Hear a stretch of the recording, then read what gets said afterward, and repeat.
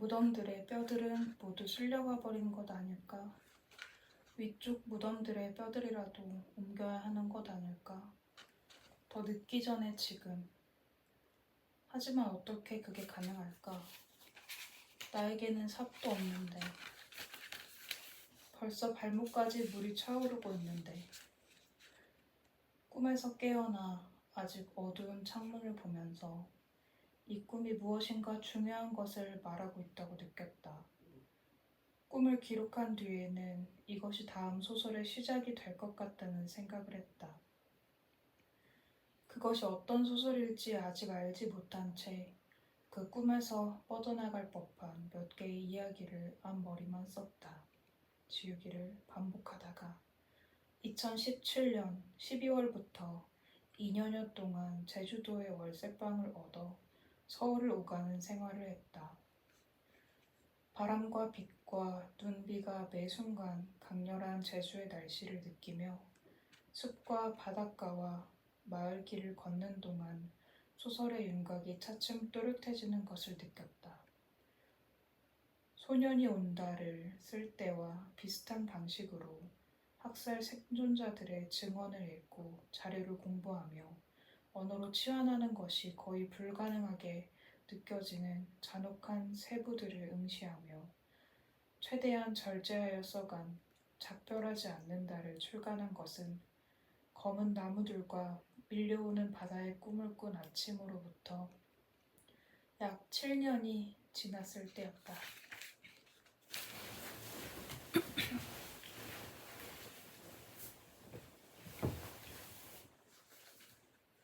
소설을 쓰는 동안 사용했던 몇 권의 공책들에 나는 이런 메모를 했다.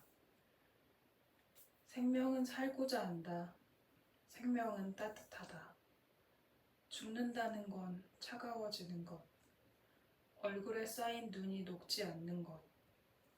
죽인다는 건 차갑게 만드는 것. 역사 속에서의 인간과 우주 속에서의 인간. 바람과 해류, 전 세계를 잇는 물과 바람의 순환. 우리는 연결되어 있다. 연결되어 있다. 부디. 이 소설은 모두 3부로 이루어져 있다. 1부의 여정이 화자인 경아가 서울에서부터 제주 중산간에 있는 인선의 집까지 한 마리 새를 구하기 위해 폭설을 뚫고 가는 횡의 길이라면 2부는 그녀와 인선이 함께 인간의 밤 아래로 1948년 겨울 제주도에서 벌어졌던 민간의 학살 사건으로 심해 아래로 내려가는 수직의 길이다. 마지막 세 번째 부에서 두 사람이 그 바다 아래에서 촛불을 밝힌다. 친구인 경아와 인선이 촛불을 넘겼다가 다시 촛불을 건네받듯 함께 끌고 가는 소설이지만 그들과 연결되어 있는 진짜 주인공은 인선의 어머니인 정심이다. 학살에서 살아남은 뒤 사랑하는 사람의 뼈 한 조각이라도 찾아내 장례를 치르고자 싸워온 사람, 애도를 종결하지 않는 사람, 고통을 품고 망각에 맞서는 사람, 작별하지 않는 사람, 평생에 걸쳐 고통과 사랑이 같은 밀도와 온도로 끓고 있던 그녀의 삶을 들여다보며 나는 묻고 있었던 것 같다. 우리는 얼마나 사랑할 수 있는가? 어디까지가 우리의 한계인가? 얼마나 사랑해야 우리는 끝내 인간으로 남는 것인가? 작별하지 않는다를 출간한 뒤 3년이 흐른 지금 아직 나는 다음 소설을 완성하지 못하고 있다. 그 책을 완성한 다음에 쓸 다른 소설도 오래전부터 나를 기다리고 있다.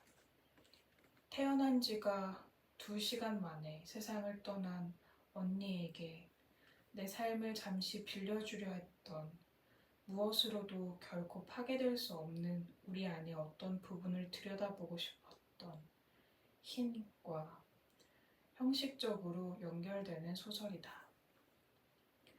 완성의 시점들을 예측하는 것은 언제나처럼 불가능하지만 어쨌든 나는 느린 속도로나마 계속 쓸 것이다. 지금까지 쓴 책들을 뒤로하고 앞으로 더 나아갈 것이다. 어느 사이 모퉁이를 돌아 더 이상 과거의 책들이 보이지 않을 만큼 삶이 허락하는 한 가장 멀리. 내가 그렇게 멀리 가는 동안 비록 내가 썼으나 독자적인 생명을 지니게 된 나의 책들도 자신들의 운명에 따라 여행을 할 것이다. 차창 밖으로 초록의 불빛을 타오르는 앰뷸런스 안에서 영원히 함께 있게 된 두 자매도 어둠과 침묵 속에서 남자의 손바닥에 글씨를 쓰고 있는 곧 언어를 찾게 될 여자의 손가락도 태어난 지 2시간 만에 세상을 떠난 내 언니와 끝까지 그 아기에게 죽지 마, 죽지 마라 제발 이라고 했던 내 젊은 어머니도 내 감은 눈꺼풀들 속에 진한 오렌지빛으로 고이던 말할 수 없이 따스한 빛으로 나를 에워싸던 그 혼들은 얼마나 멀리 가게 될까. 학살이 벌어진 모든 장소에서 압도적으로 폭력이 쓸고 지나간 모든 시간과 공간에서 밝혀지는 작별하지 않기를 맹세하는 사람들의 촛불은 어디까지 여행하게 될까? 심지에서 심지로, 심장에서 심장으로 이어지는 금실을 타고. 지난해 1월 낡은 구두상자에서 찾아낸 중철 제본에서 1979년 4월에 나는 2개의 질문을 스스로에게 하고 있었다. 사랑이란 어디 있을까? 사랑은 무엇일까? 한편 작별하지 않는다를 출간한 2021년 가을까지 나는 줄곧 다음의 2 질문이 나의 핵심이라고 생각해 왔었다. 세계는 왜 이토록 폭력적이고 고통스러운가? 동시에 세계는 어떻게 이렇게 아름다운가? 2 질문 사이의 긴장과 내적 투쟁이 내 글쓰기를 밀고 온 동력이었다고 오랫동안 믿어왔다. 첫 장편소설부터 최근의 장편소설까지 내 질문들의 국면은 계속해서 변화하며 앞으로 나아갔지만 이 질문들만은 변하지 않은 일관된 것이었다고. 그러나 2-3년 전부터 그 생각을 의심하게 되었다. 정말 나는 2014년 봄 소년이 온다를 출간하고 난 뒤에야 처음으로 사랑에 대해, 우리를 연결하는 고통에 대해 질문했던 것일까?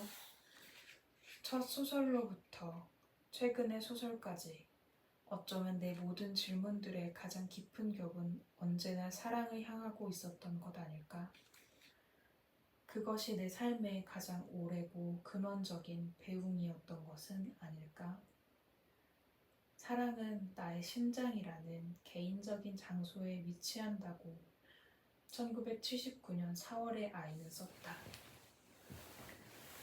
팔딱팔딱 뛰는 나의 가슴 속에 있지. 그 사랑의 정체에 대해서는 이렇게 대답했다. 우리의 가슴과 가슴 사이를 연결해주는 금실이지. 소설을 쓸 때 나는 신체를 사용한다. 보고 듣고 냄새 맡고 맛보고 부드러움과 온기와 차가움과 통증을 느끼는, 심장이 뛰고 갈증과 허기를 느끼고 걷고 달리고 바람과 눈, 비를 맞고 손을 맞잡는 모든 감각의 세부들을 사용한다.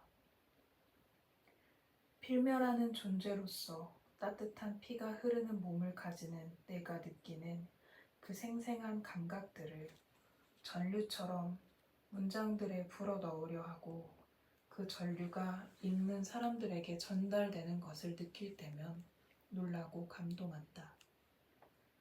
언어가 우리를 잇는 실이라는 것을 생명의 빛과 전류가 흐르는 그 실에 나의 질문들이 접속하고 있다는 사실을 실감하는 순간에 그 실에 연결되어 주었고 연결되어 줄 모든 분들에게 마음 깊은 감사의 인사를 드린다.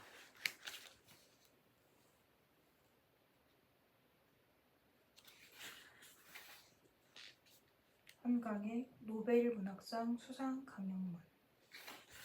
이제 다음부터 가장 어두운 밤에도 빛과 실.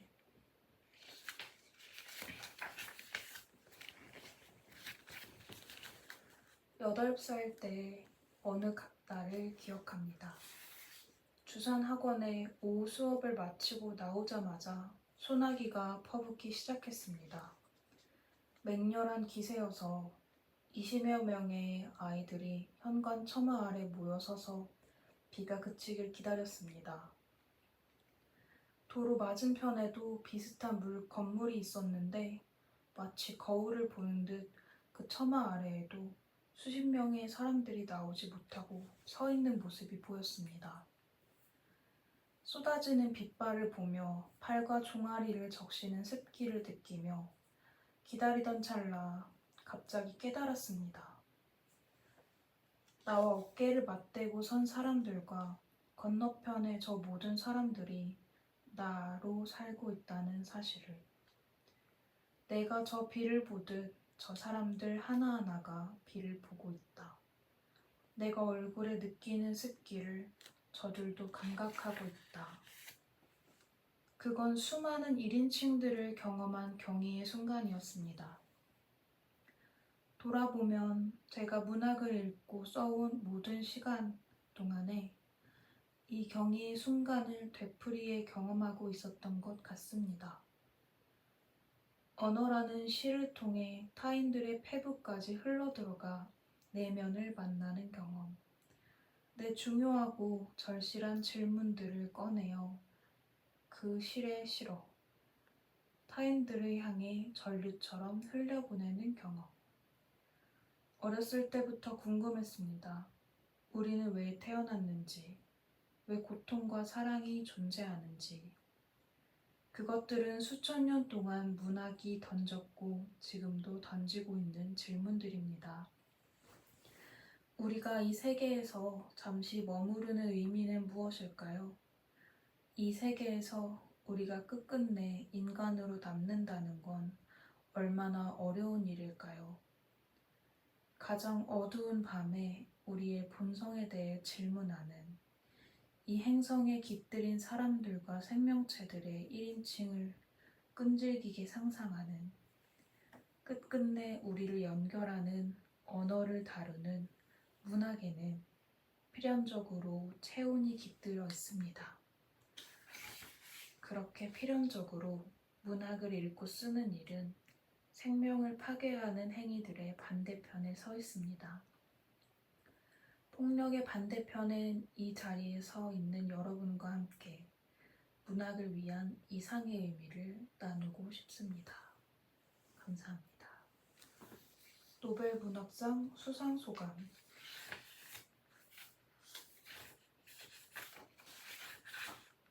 한강의 빛과 실.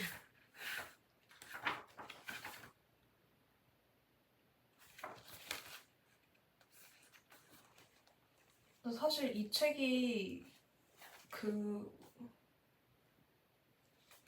노벨 문학상 수상 강연문 수록이라는 것을 확인하지 못하고 제목을 보고 샀거든요. 그런데 이거대로 의미가 지금 있는 것 같아요. 읽는데 나의 정보와 지식이 부족했던 탓이 있지만 계속 읽겠습니다. 출간 후에 소설이 출간되었다. 더 이상 새벽에 일어나 초를 켜지 않아도 된다. 외딴집이 정전됐을 때 촛불이 얼마나 밝은지 보려고 보일러 센서 등을 가리고 냉장고 코드를 뽑지 않아도 된다.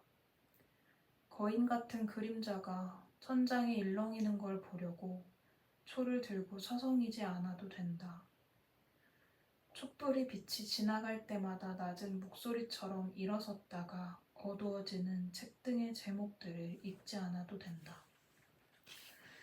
살갗에서 눈이 녹는 감각을 기억하려고 눈이 빳빳해질 때까지 눈을 쥐었다가 펴기를 반복하지 않아도 된다. 눈이 내리기 시작할 때마다 가장 가까운 산을 향해 택시로 달려가지 않아도 된다. 산 아래 다다랐을 때 눈이 그친 것에 실망하지 않아도 된다. 등산객들을 위한 식당에서 반쯤 나물밥을 먹다가 창밖으로 다시 눈이 내리는 걸 보고 일어서지 않아도 된다.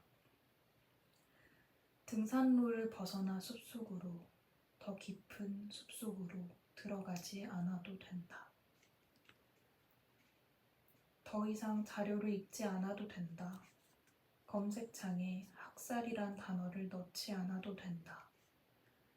구덩이 안쪽을 느끼려고 책상 아래 모로 누워 있지 않아도 된다. 매일 지나치는 도로변 동산의 나무들 사이로 햇빛이 떨어지고 누금 아래 그늘이 유난히 캄캄할 때 거기 시체들이 썩어가는 모습을 떠올리지 않아도 된다. 울지 않아도 된다. 더 이상 눈물로 세수하지 않아도 된다. 바람 부는 자정에 천변길을 걷지 않아도 된다. 산 사람들보다 죽은 사람들을 더 가깝게 느끼지 않아도 된다. 더 이상 이 소설을 포기하지 않아도 된다. 언젠가 이 소설에서 풀려날 날을 기다리지 않아도 된다. 자유를 얻으면 하고 싶은 일들과 해야 할 일들의 목록을 늘려가지 않아도 된다. 가벼워진다. 더 가벼워진다. 뼈와 가죽 안에 아무것도 남지 않은 것처럼 동이 트기 전 어둠 속에서 생각한다. 이제 멀어진 사람 같은 나의 소설을. 우리는 서로를 껴안고 있었는데, 결사적으로 서로가 서로를 버텨주었는데 나만 여기 남았구나. 그런데 나는 원래 누구였던가? 예전에 나였던 사람은 이미 이 소설로 인해 변형되었으므로 이제 그 사람으로 돌아갈 수는 없다. 그러니 바꿔 물어야 한다. 지금의 나는 누구인가? 이렇게 텅 빈, 헐벗어 있는 이 사람은? 소설을 쓰던 때보다 오히려 책을 덜 읽는다. 걷기도 스트레칭도 근력 운동도 덜한다. 오후 내내 누워 음악을 듣는다. 세탁기 돌아가는 소리를 처음부터 끝까지 듣기도 한다. 목록에 적혀있던 일들을 이미 다 했다. 만나고 싶던 사람들을 만났다. 읽고 싶었던 것들을 읽었다. 보고 싶던 영화들도 보았다. 언젠가 가보고 싶었던 선유도 공원의 폐허 같은 구조물들과 초록숲 사이를 걷다 돌아오기도 했다. 한 가지 생각, 결심이 떠오른다. 다시 쓰면 된다, 소설을. 그것만이 다시 연결될 방법이니까. 그런데 무엇과 연결되는 걸까? 나는 쓰기를 통해 오직 쓰기만이 연결해주는 그걸 위해 나는 이렇게 헐벗은 채 준비되어 있는 걸까? 울퉁불퉁한 자아에 걸려 전류가 멈추지 않도록? 어쨌든 루틴이 돌아온다. 매일 시집과 소설을 한 권씩 읽는다. 문장들의 밀도로 다시 충전되려고 스트레칭과 근력 운동과 걷기를 하루에 2시간씩 한다. 다시 책상 앞에 오래 앉아 있을 수 있게. 그러나 여러 주 동안 고작 한 페이지를 쓰고 난 뒤 깨닫는다. 지금 다시 소설을 쓰는 건 애초에 무리였다. 눈 이야기의 3부작으로 묶으려 했던 두 편의 중편 소설이 오랫동안 따로 떨어져 있는 게 마음에 걸려 세 번째 중편을 새로 써서 얼른 단행본으로 묶겠다고 마음먹었던 거였다. 하지만 너무 춥지 않나? 나는 더 이상 얼고 싶지 않다. 그렇게 포기하고 있을 즈음 출판사에서 연락이 온다. 작별하지 않는다를 쓰면서 들었던 음악들을 소개하는 영상을 만들어 보자고 한다. 리스트를 먼저 보내야 한다고 해서 연암은 곡을 추려가다가 2019년 1월에 잠시 반복해 들었던 노래를 기억해낸다. 이런 가사를 가진 곡이다. 나는 일어날 거야. 해처럼 떠오를 거야. 통증을 무릅쓰고 그걸 1000번 반복할 거야. 이 노래를 처음 들은 날 달력 종이 뒷면에 1부터 1000까지 숫자를 적어 벽에 붙였었다. 하루에 하나씩 지우자고 생각했다. 하루씩 살고 쓰자고. 그걸 1000번만 반복하자고. 너무 오래 잠을 못 자서 그런 생각을 했다. 남은 삶에는 평화도 희망도 없고 나빠질 일만 남았다는 결론에 다다라 있어서 이상한 일은 소설을 써갈수록 점점 살게 되었다. 는 것이다.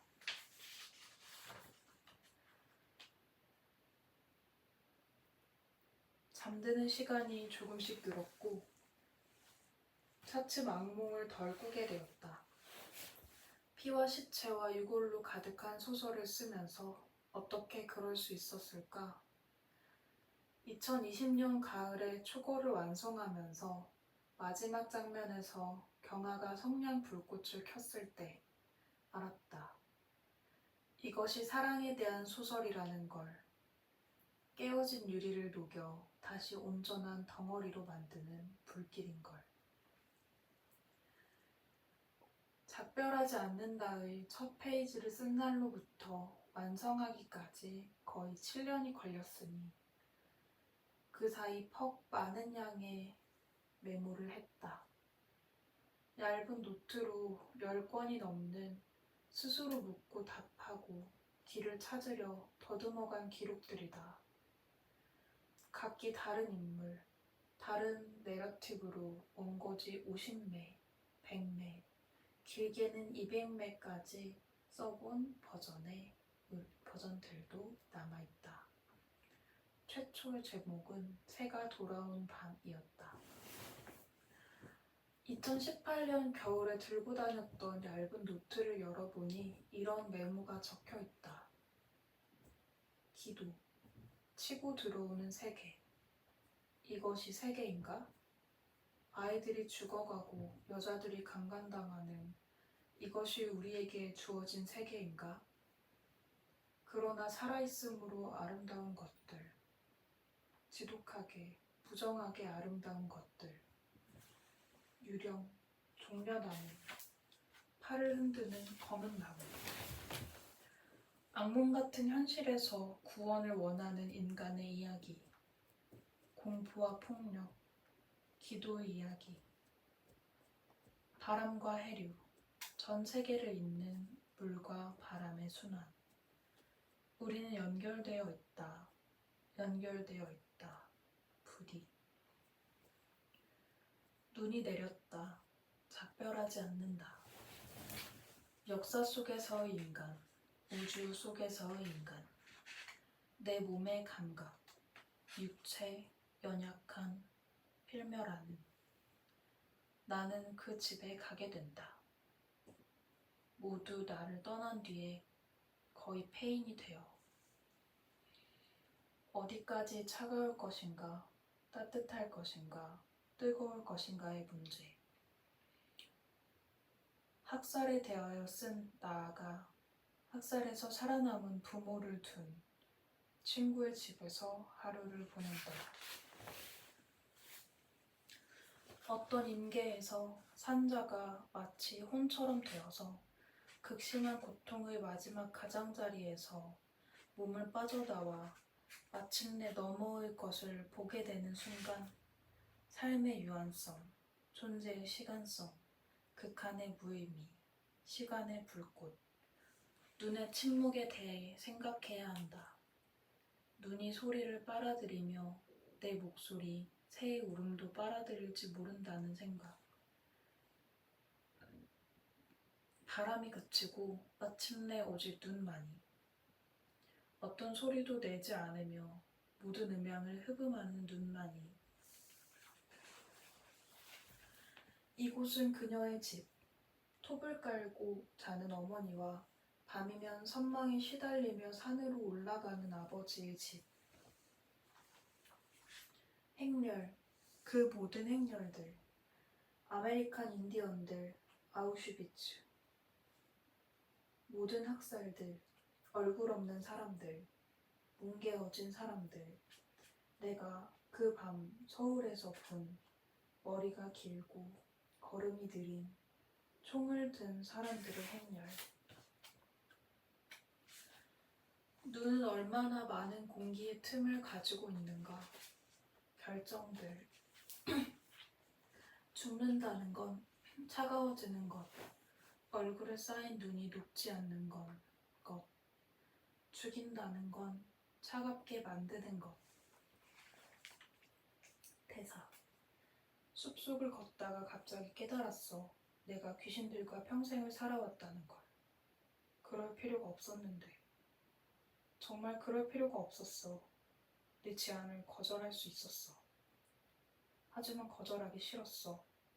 생각했어. 99개의 무한의 혼들을 깎자고. 그리고 맹세로서 작별하자고. 아니, 반대로 하자고. 결코 작별하지 말자고. 맹세로서.